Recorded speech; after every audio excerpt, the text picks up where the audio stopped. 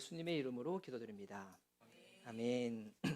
자, 이 시간 우리 함께 교독하며 읽은 느헤미야 8장 1절에서 12절 말씀을 가지고 다시 세우시는 하나님이라는 주제를 가지고 느헤미야 말씀을 살펴보고 있습니다. 오늘 설교의 제목은 말씀 앞에서 다시 시작, 말씀 앞에서 다시 시작이라는 제목으로 은혜 누리고자 합니다.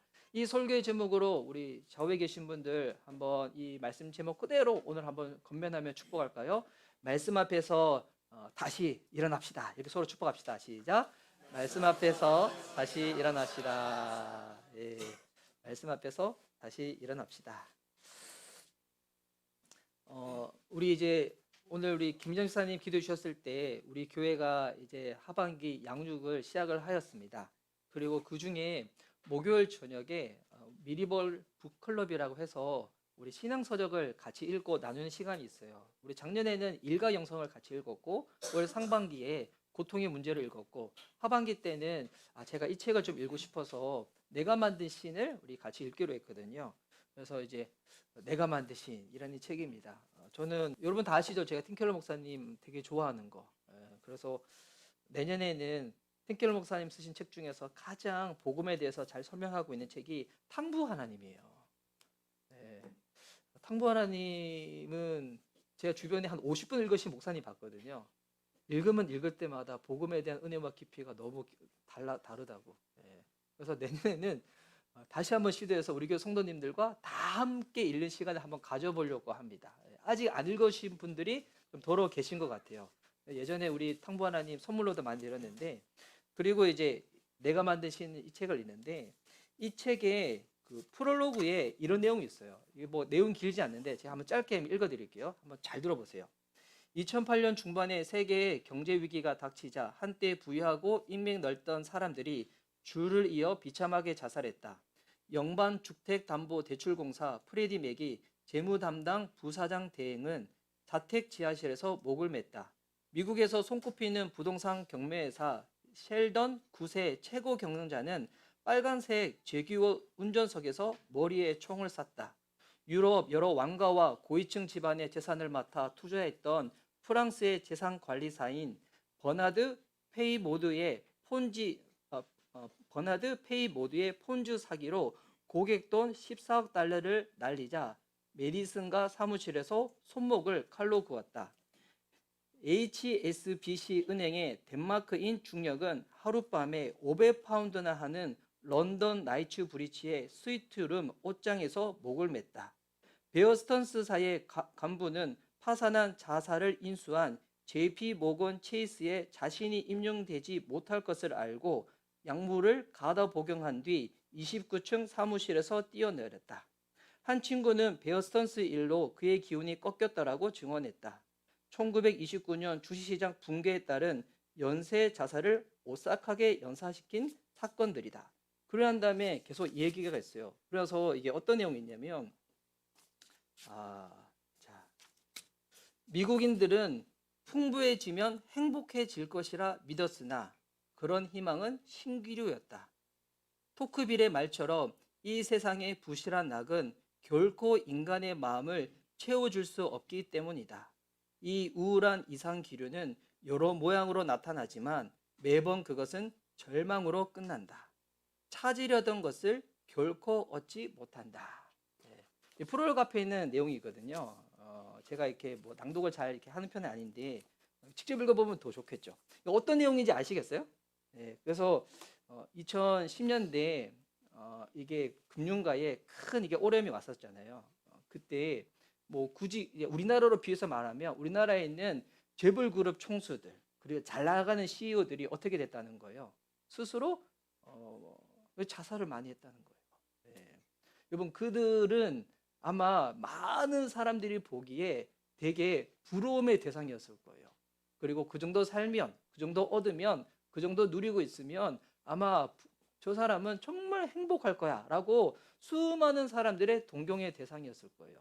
그런데 그들의 인생의 결과가 어땠다는 거예요. 허무한 마음 달릴 수 없어가지고 그걸 이루면 내 인생의 가장 큰 행복과 그것을 누릴 거라 생각했는데 그러지 못한 것을 겸하고 난 다음에 절망 가운데서 그렇게 스스로 안타까운 생의 마감을 끊었다는 것입니다. 성취를 위해서 달린 인생들, 남부라는 그 부러운 자리에서 그것들을 있으면 내 마음이 채워질 거라고 생각을 했지만 여러분, 그런 것들로 사람의 마음이 채워지는 것도 아니고 우리의 삶이 세워지는 것도 아니라는 것입니다. 무엇이 진정 우리의 마음을 채우고 우리의 삶을 세울 수 있을까요? 이에 대한 분명한 답을 찾아가는 것이 저는 인생이라고 생각합니다. 결국 많은 사람들이 크고 나서 또 좋은 대학 아니면 뭐 내가 갖고 싶은 그런 직장에 가는 이유, 또 돈을 많이 벌고 싶은 이유, 인기와 명예를 바라는 이유는 뭐겠습니까? 그거 가지면 행복할 것 같으니까 그걸 위해서 그렇게 열심히들 살아가는 거잖아요. 각자 그래요. 신앙이 있든 신앙이 없든 그것을 위해 가지고 우리는 부단히 애쓰고 노력하고 그것을 가진 사람들을 보면서 부러워하고 그것을 가지지 못한 내 인생을 보면서 상대적 박탈감이 있었지만 그래도 먹고 사는 것 가운데는 괜찮으니까 스스로 자의하고 그렇게 살아가는 인생들이지 않아요? 인생이 길다고 하지만 뭐 오래 산 사람에게 긴 거지 오늘을 살아가는 우리에게 가장 중요한 것은 오늘이에요. 오늘 내가 만약에 답을 얻지 못하는데 내일 앞으로 주어진 시간 가운데서 그것을 얻으리라는 보장이 없습니다. 오늘 답을 얻지 못하는데 내일 그것을 얻을 수 있겠다는 보장? 막연한 거죠. 막연한 가운데서 그냥 그렇게 살아가는 거죠. 더 나아가 여기 있는 우리 대부분 우리 교회 성도님들은 그리스도인이라면, 여러분 예수님 믿고 있다면 하나님이 내 인생의 주인이고 또 그분이 내 인생의 답이 되라는 것을, 답이 되신다는 분이라는 것을 알고 계신 분들이실 거예요. 그런데 이제 제가 그렇게 한번 질문하고 싶은데 그것을 진짜 믿는 바대로 살아가고 계십니까? 진짜 믿는 바대로 살아가고 계십니까? 이게 참 우리의 삶을 다시 돌아보게 하는 질문이잖아요. 믿는데 정말 믿는 바대로 나는 살아가고 있는 것인가? 지금 우리는 다시 세우시는 하나님이라는 주제를 가지고 느헤미야 말씀을 계속 살펴보고 있습니다. 이 느헤미야는 무너진 예루살렘 성벽을 다시 세운 이 사람이죠. 근데 이제 계속 이어지는 설교에서도 제가 말씀을 드렸지만 이 성벽은 단순한 건축물이 아니었습니다. 뭐를 상징하는 거였어요? 하나님의 백성의 회복을 상징하는 거였어요.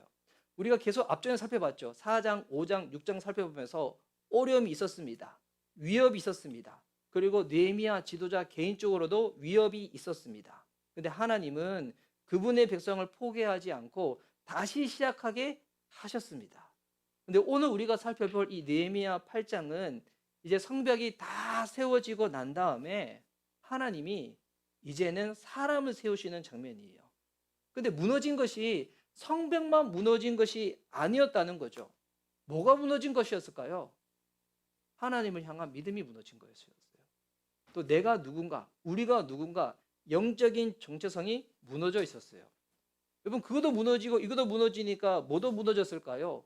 공동체를 향한 이 마음도 무너져 있었다는 것입니다. 그럼 하나님이 이것을 어떻게 세우셨을까요? 어떻게 사람들의 마음을 다시 세우셨을까요? 우리가 결론적인 이야기지만 하나님은 하나님의 말씀, 정확히는 그때는 구약 시대니까 하나님의 말씀인 율법을 통해서 세우십니다. 그래서 오늘 이 본문을 통해 가지고 진짜 사람의 마음이 그거 채워지면 괜찮을까 생각하지만 그것으로 우리의 마음이 채워지지 않는데, 근데 그것 때문에 우리는 애쓰잖아요. 오늘 김유사님이 기도할 때 그 단어가 있었어요. 하나님보다 더 사랑하는 게 뭐예요? 그게 우상이잖아요. 표면적인 거 말고 이면적인 거 안에도 하나님보다 더 사랑하고 하나님보다 더 의지하는 것 우상. 근데 그것으로 우리의 마음이 달릴 수가 없는데 결국 무엇으로 우리의 마음을 채울 수가 있는가? 하나님 말씀 속에서 우리가 그것을 채울 수가 있는데, 그러면 오늘 이 본문을 통해서 말씀으로 우리가 체험받기 위해서, 저와 여러분의 삶이 세움받기 위해서 그냥 되어지는 게 아니라는 거예요. 그 가운데 필요한 가정들이 있다는 거예요. 어떤 가정이 있는가? 오늘 이 본문을 보면 우리 세 가지로 볼 수가 있는데요. 어떤 가정이냐? PPT 한번 넘겨주시면, 첫 번째는 말씀 앞에 모이는 거고요. 두 번째는 말씀 앞에서 우는 겁니다. 그리고 세 번째는 말씀 앞에서 기뻐하는 거예요. 여러분, 당신은 구약 시대니까 복음의 사건이 있기 전이죠. 그러니까 이때의 말씀은 무슨 말씀입니까? 율법인 거예요. 그러니까 이 개혁은 율법 중심의 개혁인 거예요. 근데 성경 전체로 보면 이것은 율법 중심의 개혁으로 끝나는 것이 아니라 복음을 향한 서막입니다. 복음을 향한 서막. 아직 율법과 복음에 대한 이해가 없으신 분들을 위해서 제가 짧게 설명드리면, 성경 안에 있는 내용은 크게는 율법과 복음이 있어요. 율법은 뭡니까? 하나님의 백성이 하나님 백성답게 살기 위하여 주님이 주신 명령이에요. 명령. 그래서 율법의 가장 그 율법의 핵심 뭡니까? 십계명이죠. 여러분, 십계명은 다 명령형으로 되어 있잖아요. 명령형. 근데 여러분, 우리가 하나님 말씀대로 살 수 있습니까? 살 수 있는 능력이 있어요? 우리에게는 그 능력이 없다는 거예요. 그리고 더 나가다 보면 무엇을 더 확인하게 되냐면, 참 이 절망적인 건데, 내가 하나님 말씀대로 살고 싶은 마음조차도 내게 없다는 것도 발견하게 돼요. 그렇게 반문하고도 싶죠. 목사님, 아닌데요? 저 살고 싶은데요? 그런데 가장 내 삶의 중심 우선순위가 정말 말씀이냐, 정말 율법이냐 따졌을 때 아닌 경우가 허다잖아요. 그래서 이건 우리가 되게 절망하게 돼요. 그런데 성경은 율법만 있는 것이 아닙니다. 무엇이 있습니까? 복음이 있죠. 복음. 복음이 무엇입니까?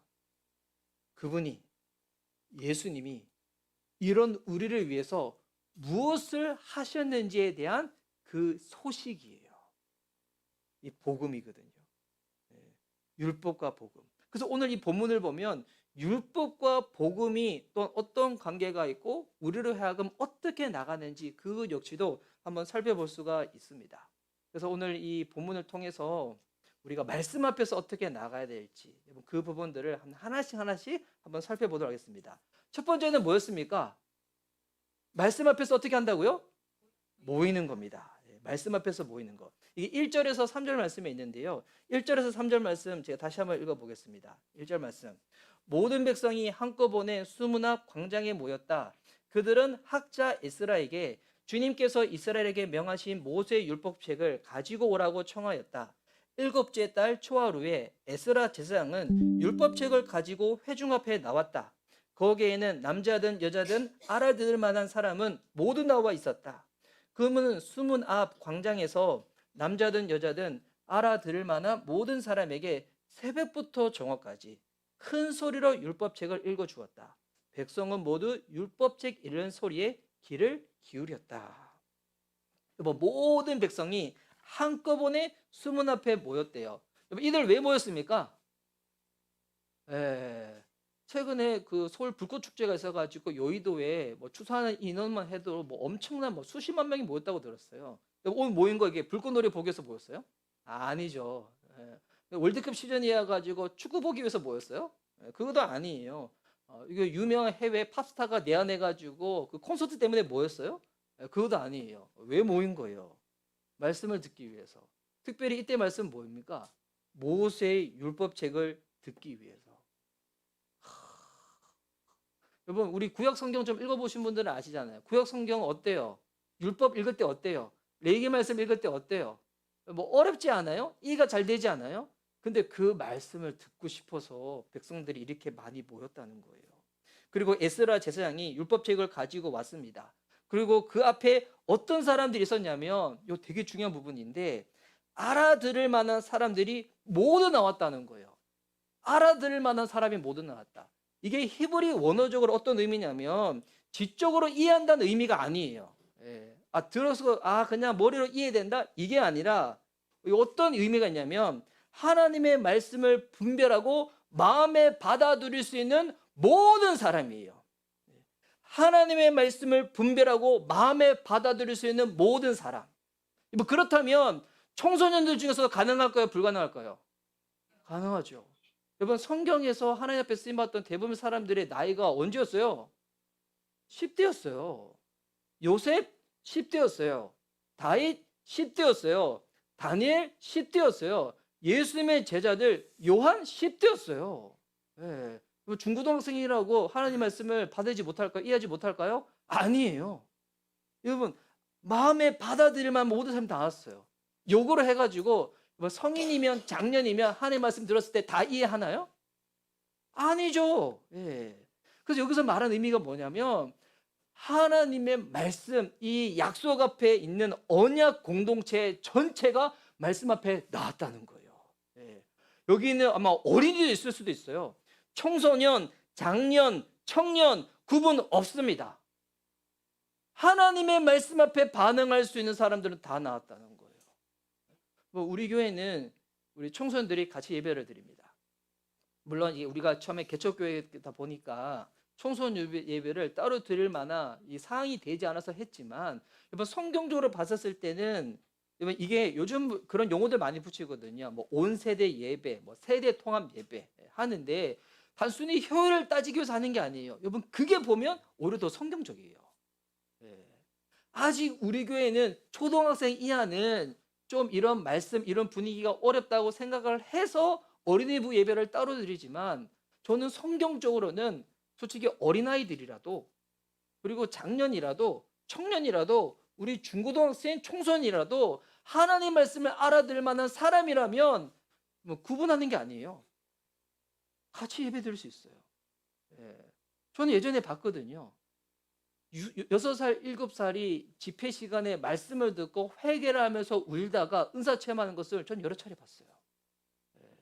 저는 아직 가지고 있고요. 이 얘기하면 우리 딸이 그럴 수도 있는데, 저희 주아가 초등학생 때 진짜 무릎 꿇고 기도하다가 회개하면서 은사 체험, 방언을 받았던 그것을 아직 제가 사진을 가지고 있거든요.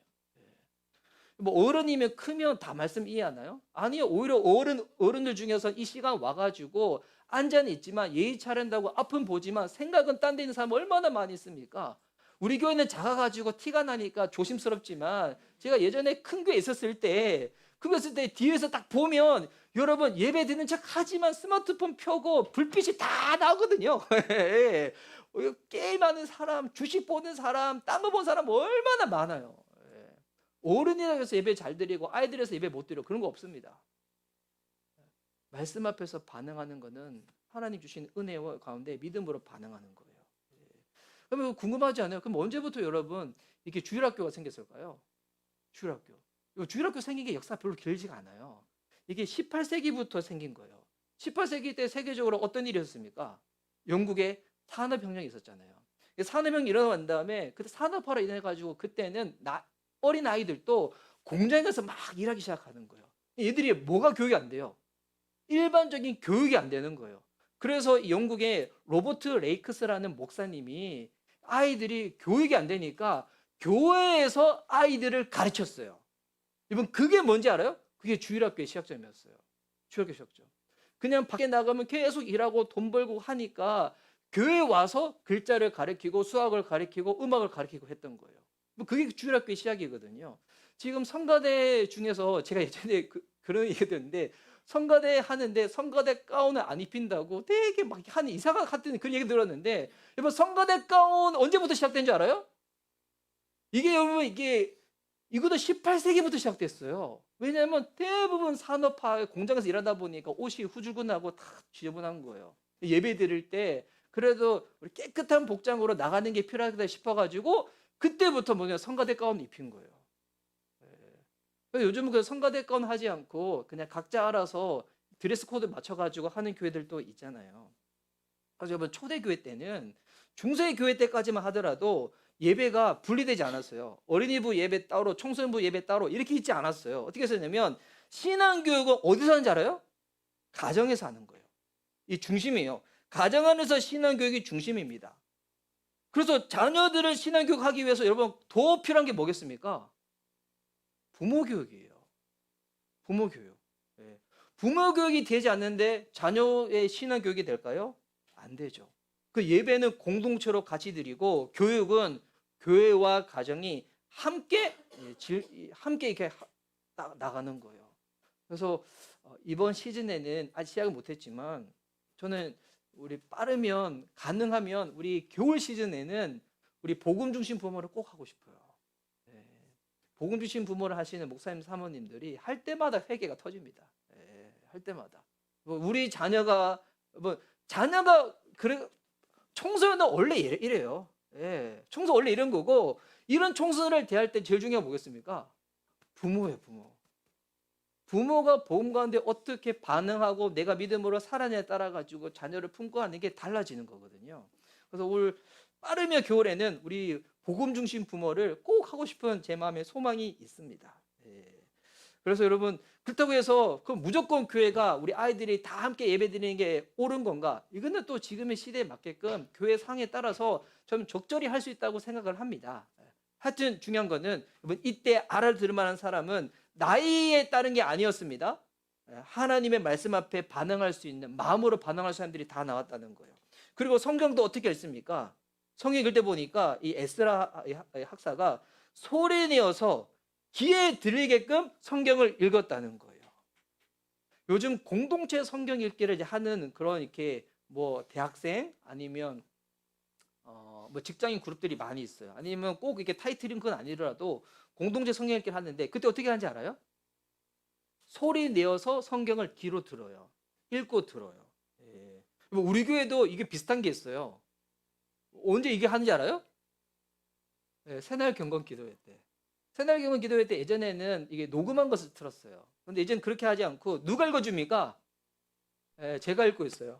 제가 읽고 있는데, 근데 제 안에 소망이 있어요. 예. 제 목소리 들어보니까 제 목소리 어때요? 제가 어젯밤에도 제한테 물어봤거든요. 나의 톤은 어떠냐? 나의 억양이 어떠냐? 내가 발음은 어떠냐 했는데, 제 톤과 억양은 괜찮대요. 근데 발음은 좀 세는 것 같다고. 이게 설명드립니다. 제가 경상도 사람이어서 그래요. 경상도 사람이어서 그냥 제 편한 대로 막 하거든요. 예. 의식하며 할 수 있어요. 쌍문동 쌀값이 싸다 되잖아요. 못하는 거 아니거든요. 할 수 있는 사람이에요. 근데 의식하면 되는데 그냥 하면 상문동 쌀값은 싼 거죠. 하는 건데. 그래서 저는 제 마음의 소망함이, 와, 새날 경건 기도회 때 지금은 저 혼자 읽지만 또 우리 교회 성도님들 집들이 다 몰고 다 바쁘시잖아요. 제 마음의 소망은, 하나님, 우리 새날 경건 기도회가 한 5명, 10명만 된다면 성경은 저 아니어도 읽을 수 있잖아요. 예. 뭐 본문을 설명하는 거야 제가 설명하면 되지만, 솔직히 본문 설명도 이 설교가 아니라 묵상 수준의 설명이기 때문에 여러분, 이것도 저는 훈련하면 우리 성도님도 할 수 있습니다. 예. 저는 우리 성도님들이 제가 듣기 좋아라고 한 얘기가 아니라 우리 교회 성도님들이 되게 성경에 대한 이해함도 깊고 설명도 잘하세요. 그런 은사와 기질이 다 있으세요. 그래서 이게 성경을 대할 때 어떻게 읽었다고요? 소리 내어서 귀로 들리게끔. 그래서 이 본문을 보면 여러분, 회복과 부흥의 시작은 말씀에 대한 자발적인 사모함에서 시작되는 거예요. 말씀에 대한 이 자발적인 사모함. 저는 이거를 우리 교회 성도님들이 우리 교회와 저를 통해서 적극적으로 활용했으면 좋겠어요. 얼마나 좋아요. 이 말씀을 들으러 올라오는 이 발걸음. 여러분, 그래서 이 신앙의 회복은 오늘 주일 예배 이 시간뿐만이 아니라 여러분이 이 예배에 오기 전에 준비되어지는 그 시간부터 이미 시작되어진 것입니다. 그리고 내가 내일 예배를 잘 드리고 싶어서 토요일 저녁, 토요일 밤, 여러분 어떻게 시간을 보낸지 모르겠지만 그렇게 준비한 시간부터 뭐가 시작된 거예요? 네, 예배는 시작되어진 거예요. 그리고 내 삶 가운데 어떤 마음의 어려움이 있었든 내 컨디션이 어떠했든 주일 예배에 이 시간에 출석했다는 자체가 여러분은 지금 은혜를 이미 삶 가운데 있다는 거예요. 그리고 너무 감사하지 않아요? 내가 말씀을 배우고 싶고 내가 말씀을 알아가고 싶은 그 마음이 있다. 여러분, 정말 감사하시기 바랍니다. 그 성령께서 주시는 마음이에요. 성령께서 그 마음 주시지 않으면 여러분, 결코 말씀에 대한 관심이 생길 수가 없어요. 그리고 더 나아가 단순히 예배를 출석하는 정도가 아니라 내가 교회 공동체에 소속이 되어서 내 영혼을 위해서 기도해주는 목사님께 말씀을 배울 수 있다. 축복이죠. 축복이지 않아요? 여러분, 저보다도 성경 교사로 유명하신 분들은 많이 있어요. 제 아내도 최근에 그 YM의 SBS로 되게 유명했던 이주호 목사님 이거 로마서 강의를 쭉 들었대요. 들어보니까 뭐 내용이야 저도 그렇게 가르칠 수 있는데 그분 워낙 탁월한 이렇게 성경 강사시니까. 근데 이주호 목사님보다 제가 더 나은 게 있어요. 뭐가 더 나을까요? 일단 인물이 더 낫죠. 죄송합니다. 네. 그리고 또 뭐가 더 나아요? 저는 배우시는 분들을 위해서 기도하잖아요. 여러분 영혼에서 기도하잖아요. 제가 뭐 바빠가지고 어떨 때는 깊게 많이 기도하지 못할 때도 있지만 제 마음에 가장 있는 생각이 뭘까요? 우리 교회에 대한 생각이고 여러분에 대한 생각이에요. 제가 오늘 새벽 4시에 깼어요. 원래 제가 주일에는 그냥 푹 잤는데 새벽 4시에 왜 깼을까요? 우리 성도님 위해서 기도하려고. 주님이 저를 그렇게 깨워주시는 거예요. 꿈속에서 무슨 꿈을 꾸었는데 갑자기 주님이 벌떡 깨게 했어요. 선생님이 우리 성도님 위해서 제 기도하라고 하시는 거구나. 얼마나 감사해요. 이거를 활용할 수 있는 교회, 활용할 수 있는 선물로서 하나님이 나한테 우리 목사님을 보내주셨다. 선물입니다. 포장지 예쁘게 해가지고 그냥 두지 마시고 포장지 벗겨가지고 여러분 마음껏 그렇게 사용하시기 바랍니다. 그래서 오늘 또 교회 우리 방문하는 또 두 자매님이 계시지만 VIP가 교회에 발걸음을 했다. 야, 이거 성령의 인도하심이죠. 진짜 성령의 인도하심이죠. 여러분, 이들이 듣고 싶어한 말은 단순히 듣기 좋은 말 아니었어요. 하나님의 율법이었어요. 우리는 위로의 말씀도 필요합니다. 그렇죠? 하나님의 은혜 가운데 위로도 필요하지만 하지만 위로의 말만 들어서는 안 돼요. 정말 우리가 들어야 될 말씀 뭡니까? 생명의 말씀이에요. 여러분, 성경을 읽을 때, 설교를 들을 때, 성경부를 할 때 치사 선택해서 듣는 것이 아니라 쭉 듣는 거예요. 쭉 듣는 거예요. 신약만 읽는 것이 아니라 구약, 신약 쭉 읽는 거예요. 성경 통독 순서에 의해 가지고 한번 쭉 읽어보는 거예요. 올해 성경 일독을 못하신 분들이 있다면 뭐 남아있는 기간 시간이 짧다 보니까 하기가 쉽지 않을 수 있겠지만 저는 한번 진짜 도전해 드립니다. 여러분, 성경 1년에 1독씩 한번 해봅시다. 뭐 올 하반기는 뭐 시간이 짧으니까 못했다 할지라도 내년에는 그냥 새날 경건 기도에 참석해서 온라인으로 참석해도 되지만 그렇게 못하더라도 우리 계속 올려드리잖아요. 태희 목자님이 그거 보시면서 못해도 1년에 1독은 한번 해보자. 그 목표를 가지고 하다가 못하는 거랑 아예 처음부터 못할 거라 생각해서 안 하는 거하고는 얼마나 큰 차이가 있어요. 못할 수도 있어요. 근데 그게 아니라 아예 목표도 세우지 않는다. 나는 그냥 성경 어차피 안 읽는 사람이고 못 읽는 사람이니까 아예 안 읽는다. 이거 안 되잖아요. 이거는 한번 내가 이해되지 않더라도 모르더라도 한번 쭉 읽어보는 겁니다. 그리고 이번에는 양육과정을 한번 우리 성도님들이 희망하시는 바대로 이따 맞춰드렸지만 우리 교회도 양육과정을 계속 필수과정을 만들어 가잖아요. 하나씩. 그것도 한번 계속 꾸준히 한번 들어보는 거예요. 그를 통해서 하나님이 분명히 무언가 나에게 말씀하실 것이 있겠지. 여러분, 회복의 시작은 뭡니까? 말씀 앞에 모이는 거예요. 좌우 계신 분들 소라 한번 칭찬할까요? 잘 모이셨습니다. 한번 칭찬합시다. 시작. 잘 모이셨습니다. 잘 모이셨습니다. 그리고 이제 두 번째 과정이 뭐냐면 이 말씀 앞에서 이들은 울었습니다. 8절과 9절 말씀입니다. 제가 한번 읽을게요. 하나님의 율법책이 낭독될 때에 그들이 통역을 하고 뜻을 밝혀 설명하여 주었으므로 백성은 내용을 잘 알아들을 수 있었다. 백성은 율법의 말씀을 들으면서 모두 울었다. 그래서 총독 느헤미야와 학자 에스라 제사장과 백성을 가르치는 레위 사람들이 이날은 주 하나님의 거룩한 날이니 슬퍼하지도 말고 울지도 말라고 모든 백성을 타일렀다. 하나님의 율법의 말씀을 듣는데 이들이 울었대요. 여러분, 왜 울었을까요? 왜 울었을까요? 이거 이제 여러분이 오랜만에 좀 잘 대답할 수 있도록 제가 객관식 보기 한번 드릴게요. 중고등학생들도 맞출 수 있도록. 4번까지 있어. 자, 1번, 말씀이 너무 어려워서 울었다. 들어도 이해가 안 돼서 답답한 마음으로 울었다. 2번, 말씀대로 살지 못하는 죄책감 때문에 울었다. 3번, 나는 울 마음 없었는데 뭐 그런 거 있잖아요. 옆에 사람 울면 덩달아 막 이렇게 울음이 전이가 돼가지고 막 울고 싶은 마음들. 나는 울고 싶은 마음 없었는데 분위기 탓 때문에 이들은 같이 울었다. 4번, 여전히 하나님이 나를 향해 말씀하신다는 감격 때문에 울었다. 몇 번일까? 여러분 마음속으로 생각해 보세요. 4번 했는데 4번 틀리면 어떻게 할 거야? 2번. 이걸 우리 그제 다 따라갈 필요 없지. 루비는 2번. 그럼 봅시다. 자, 그러면 아까 1번이 뭐였어요? 말씀이 어려워서 울었다. 여러분 진짜 말씀 어려워서 울 수도 있어요. 여러분 성경 읽었는데 진짜 답답한 마음에 울 수도 있어요.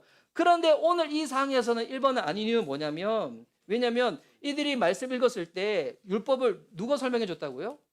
레인들이 있었어요. 학사 에스라가 쫙 읽을 때 이 백성들이 서 있는데 딱 들을 때 설명을 할 수 있도록 레이 사람들이 옆에서 성경 교사처럼 딱 설명해 줬다는 거예요. 1번은 아니죠. 2번이 뭐가 있었냐면 말씀대로 살지 못하는 죄책감 때문에. 저는 이럴 수도 있다고 생각합니다. 예. 이스라엘 백성 어땠습니까? 하나님이 이들을 택했죠. 잘나서 택한 게 아니에요. 주님의 주권으로 택했어요. 모든 열방 가운데 하나님이 어떤 분이신지 알리는 민족으로 주님이 주권적으로 딱 택한 거예요. 은혜죠, 은혜. 그런데 이 하나님을 저버리고 그들은 우상을 더 사랑했습니다. 그리고 우상을 계속 사랑하면서 하나님이 예언자를 보내죠. 그러지 말라고, 그러지 말라고. 그런데 그러지 말라고 하는데도 불구하고 그 말 안 듣고 있다가 하나님께 회초리를 맞습니다. 징계를 받고 이방 나라의 포로로 가 있습니다. 그 이들은 다시 돌아온 거예요. 율법을 듣습니다. 어떨까요? 죄의 찔림이 있었겠죠. 죄의 찔림이. 근데 죄의 찔림이 있었는데 단순히 야 너희들 예전에 우리 뭐 부흥회하면 이런 게 있었거든요. 막 계속 울게 하고 야 너 죄 목록들 A4지에 다 적어내. 막 적어내고 그리고 이제 막 해가지고 보면 교회 처음 온 학생들은 이런 거 되게 잘하거든요. 손 들고 목사님 저 A4지 하나 더 주세요. 막 적고. 근데 못된 시간들은 안 적히잖아요. 내가 왜 죄인이야? 내가 엄마 아빠 때문에 내가 어렸을 때부터 내 의지와 상관없이 주일 예배 나가고 그때 2,000원 헌금 내라고 줬는데 1,000원 띵가 먹었다가 엄마한테 들켜가지고 진짜 비 오는 날 먼지 나도록 맞고 제가 없는 얘기를 만든 거 아니에요? 실화를 말하고 있는 거예요. 예. 근데 내가 왜 죄인이야? 오히려 나는 위로받아야지. 내가 얼마나 지금까지 힘들고 어렵게 교회에 붙어 있었는데. 예. 근데 이제 가면 막 처음에 수련회 따른 애들은 막 울기 시작하니까 분위기 때문에 애들도 막 울기 시작하거든요. 실제로 이게 있어요. 예. 이런 거 경험해 보지 않으셨어요? 이런 거 있는데 뭐 죄의 찔림 때문에 울 수도 있는데 그렇다고 하면 느헤미야가 이들한테 그만 울라고 말하지 않았을 거예요. 예. 느헤미야가 그만 울라고 말하고 있거든요. 가장 가능성 있는 답은 제가 보기에도 4번 같아요. 나한테 바른 소리 하는 사람도 정말 나를 아끼기 때문에 그 얘기를 하는 거거든요. 하나님이 나한테 정말 말씀을 하신다. 지금 내가 말씀 듣는데 가슴이 찔린다. 이들은 어떤 감격이 있었는가? 내가 하나님께 잊음받은 백성이 아니구나. 하나님 여전히도 나를 기억하시고 우리에게 말씀하시는 하나님이시구나. 여러분 하나님 말씀 들었을 때 밍숭밍숭하고 아무런 찔림도 없고 회개도 없다. 여러분 그게 가장 슬픈 일이에요. 진짜 말씀이 선포되어졌는데 율법이 선포되어졌는데 복음이 선포되어졌는데 내 마음 안에 아무런 간격이 없다. 아무런 찔림이 없다. 물론 사람들마다 감정의 정도가 다르니까 눈물을 흘릴 수도 있고 안 흘릴 수도 있어요. 근데 그 자체가 아니라 내 마음에 아무런 찔림도 없다. 그렇다면 곰곰이 생각해 봐야 돼요. 내가 하나님부터 너무 멀어져 있는 건 아닌가? 아니면 더 나아가서 내가 정말 구원받는 하나님의 자녀가 맞는가? 진짜 값없는 은혜로 구원받았는데 어떻게 말씀이 들리는데 아무런 찔림이 없을 수가 있겠어요. 그거 이상한 거지. 근데 이들은 진짜 부담스러운 말씀이었지만 하나님 말씀이 들렸다는 그 감격 때문에 우는 거예요. 여러분 사랑의 반대가 미움 같죠? 아니에요. 사랑의 반대 뭔지 알아요? 무관심이에요. 무관심. 네. 우리 청소년들이 엄마 아빠가 잘 되라고 바른 소리를 잔소리로 하잖아요. 들을 때 기분 좋아요, 안 좋아요? 와, 너 성숙하네. 예. 오늘 목사님 설교 듣는데 기분 좋아, 안 좋아? 아, 원래 학습된 거 아니지? 네.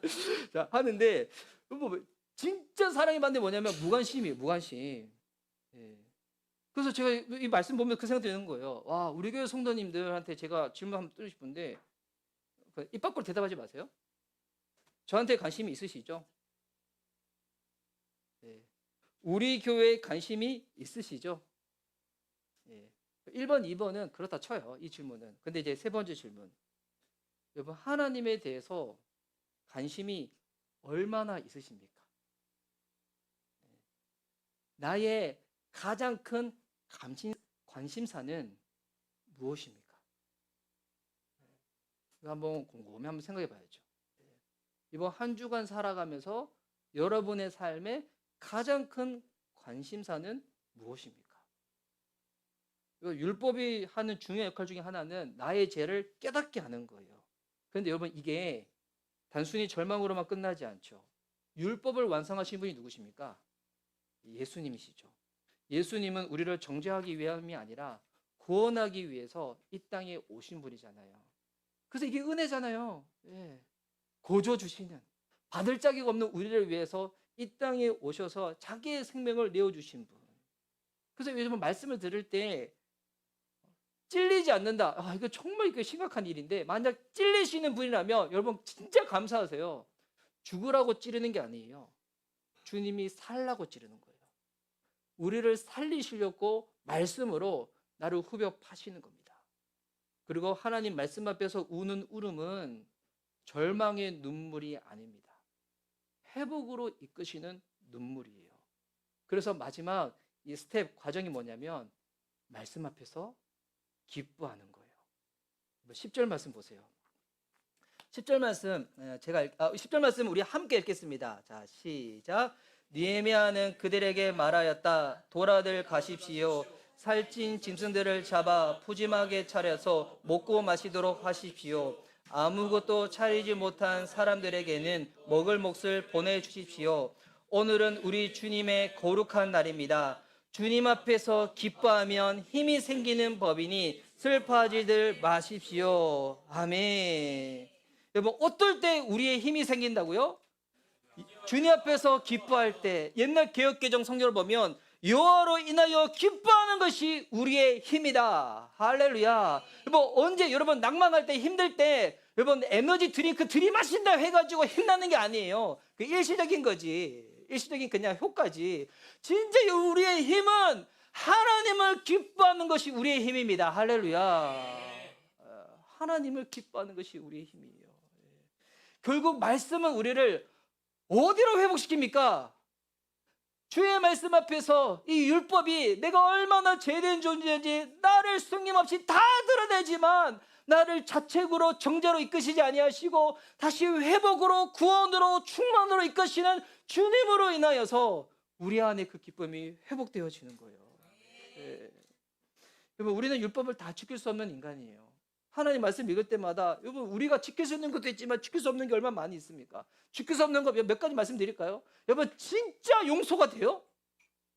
진짜 여러분의 싫어하는 미워하는 원수를 사랑해 본 적 있어요? 어떤 사람은 말씀대로 다 살고 있대요. 여러분, 하나님의 사랑, 예수님의 사랑의 여러분 결정판 뭐냐면 자기를 죽으라고 팔아먹은 제자들까지도 용서의 기회를 주시는 거예요. 여러분, 이게 인간적으로 돼요? 저는 안 되던데. 저는 제 얘기에 조금이라도 무관심하는 제 아내를 볼 때마다 제 아내 역정이 올라올 때가 있는데요. 감정이 힘들 때가 있는데요. 그래서 우리는 말씀 앞에 쓰면 나의 죄를 깨닫게 하고 내가 그렇게 살 수 없는 자구나, 내가 정말 절망적인 존재구나 라고 끝나지만 여기서 끝나지 않고 우리 주님은 우리를 위해서 무엇을 하셨습니까? 율법을 다 지킬 수 없는 인간이기에 하나님의 말씀 자체이신 예수님을 우리 가운데 보내신 거예요.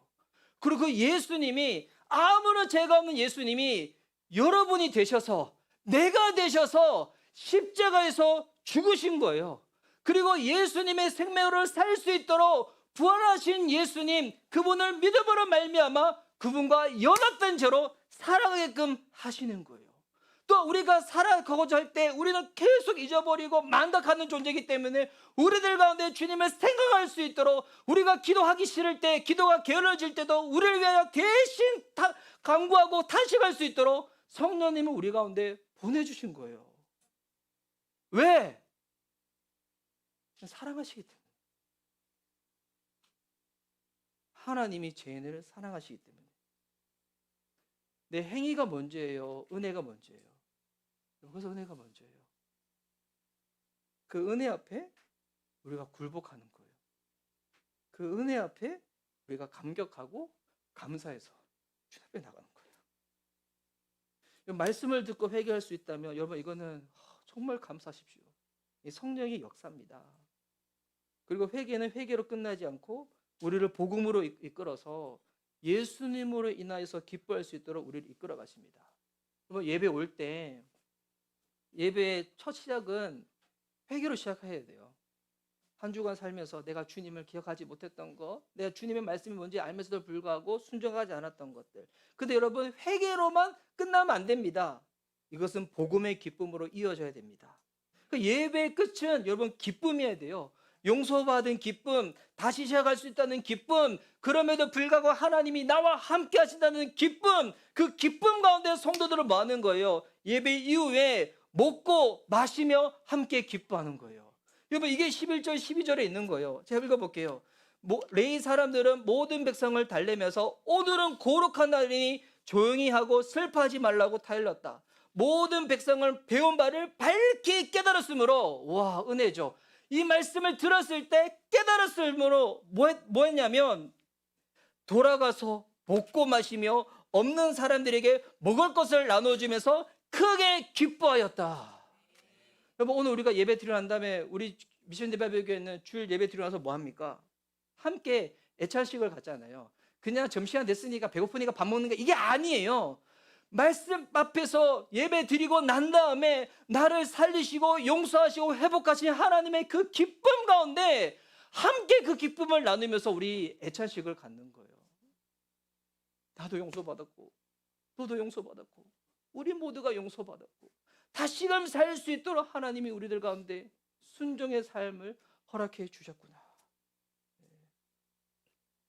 그래서 여러분 말씀을 들을 때 제가 다음부터는 좀 이렇게 결신의 시간을 한번 가져보려고 생각하고 있어요. 말씀 듣고 은혜 받는 것으로 끝나지 않고, 그렇다면 일주일에 단 한 가지라도 내가 지금 지난주에 이걸 못했는데 하나님 이번 주에는 내가 이거를 다시 한번 해보겠습니다. 결단하는 그런 시간들. 근데 이거를 그냥 하는 게 아니라 진짜 결심 카드를 좀 준비해서 그냥 의무적으로 다 하는 게 아니라 예배 드리고 난 다음에 나 진짜 이번 주는 이렇게 살고 싶습니다라고 여러분이 결심 카드에 짧게라도 적으면 가지고 나오시면 제가 그 시간에 짧게 안수해서 기도해 드리고, 제가 새날 경건 기도를 하는 동안에 그 보면서 제가 일주일 동안 기도해 드리려고요. 이거를 지금 하려고 생각하고 있거든요. 왜냐하면 듣고 은혜 받고 끝나버리고 은혜 받고 끝나버리고, 인간은 우리 현대는 너무 바빠가지고 구체적으로 뭔가 이게 작정하지 않으면 그냥 예배 때 좋긴 좋은데 이게 1년 52주가 지났는데 내 삶과는 아무런 변화가 없어. 너무 좀 슬픈 일 아니에요? 그래서 이거를 제가 11월 달부터는 준비할 수 있도록 한번 준비해 볼게요. 여러분이 결심 카드를 작성해서. 왜냐하면 제가 예전에 천하아산 제자교회에서 예배 드리고 난 다음에 이 글을 쓰고 목사님께 나가서 제가 일부러 안수해 달라고 부탁드렸거든요. 근데 그 목사님을 이번에 컨퍼런스에서 만났어요. 제가 그때 뭐라고 적었냐면 그분은 서울에서 개척을 너무 하고 싶었는데 서울에서 개척을 못하고 천에서 개척을 하셨대요. 제가 그렇게 썼거든요. 심영춘 목사님이 이루지 못한 꿈 제가 이루고 싶습니다. 그리고 그분이 그때 안수해 주셨어요. 그래도 목사님 아직 기억하고 계시더군요. 말씀의 결론 맺도록 하겠습니다. 여러분 성벽은 완성되었지만 진짜 내면을 통하여 하나님이 세우고 싶었던 것은 마음의 회복이었어요. 마음의 이 회복은 우리가 어떨 때는 이 가을이니까 날씨가 좋으니까 맛있는 것도 먹고 놀러도 가고 우리 교회 성도님께 그 같이 하면 얼마나 좋겠어요. 근데 이거 그 앞서서 뭐가 필요한가? 말씀 앞에서 먼저 시작하는 겁니다. 그래서 말씀 앞으로 먼저 나오는 겁니다. 그리고 말씀을 빗대어서 내 삶 가운데 무너지는 거죠. 이거 회개하는 겁니다. 근데 무너짐으로 끝나지 않고 말씀으로 다시금 세워지는 겁니다. 이게 복음을 믿는 삶인 거죠. 신앙생활 어떻게 하는지 아세요? 회개와 믿음으로 하는 거예요. 회개와 믿음의 용속입니다. 반복적으로 계속 하는 거예요. 회개와 믿음. 우리는 천국 가는 그날까지, 하나나라 가는 그날까지 우리는 완성되지 않거든요. 그날 완성되기 때문에 회개와 믿음으로 계속 살아가는 겁니다. 오늘 우리 교회에 처음으로 나오신 분도 계시고 오랫동안 신앙생활 하신 분도 계실 겁니다. 근데 여러분 하나님의 말씀은 여전히 저와 여러분을 부르고 계세요. 여러분 어디에 서 계십니까? 제가 설교 중간에도 한번 질문 던졌지만 다시 한번 질문 던질게요. 여러분의 최대 관심사는 도대체 무엇입니까? 우리는 이 질문 앞에 너무 부끄럽지 않아요? 우리의 최대 관심사 무엇인가? 근데 이 질문을 제가 하나님께 한번 여쭤봤어요. 하나님의 최대 관심사는 무엇입니까? 하나님은 어디에 계십니까? 주님이 저한테 그렇게 말씀하시는 것 같았어요. 나는 네 앞에 있어. 내가 네 앞에서 너를 이끌고 있어. 또한 나는 네 뒤에도 있어.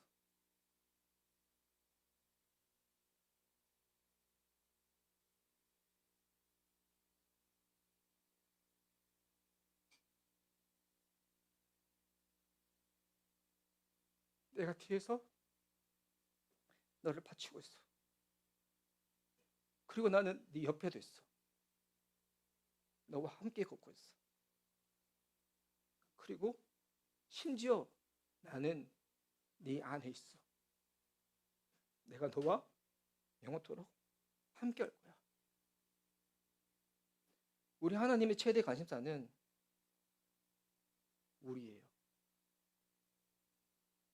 믿지 않는 자가 제 가운데서 그분의 은혜로 말미암아 구원받는 거예요. 구원받은 자는 예수님의 제자로 이 땅 가운데 살아가면서 주님이 내게 허락하신 부르심과 말씀대로 따르며 살아가는 거예요. 하나님이 다시 저와 여러분을 초청하십니다. 여러분 어디 앞에 계십니까? 여러분의 최대 관심사는 무엇입니까? 오늘 주님의 이 초청 앞에 반응할 수 있는 저와 여러분 됐으면 좋겠습니다. 그리고 그 자리에서 인생이 다시 시작되어질 겁니다. 그리고 그 말씀의 자리에 우리 예수님이 계십니다. 이 시간 우리 기도하도록 하겠습니다. 우리 오늘 찬양 전에 먼저 기도를 할게요.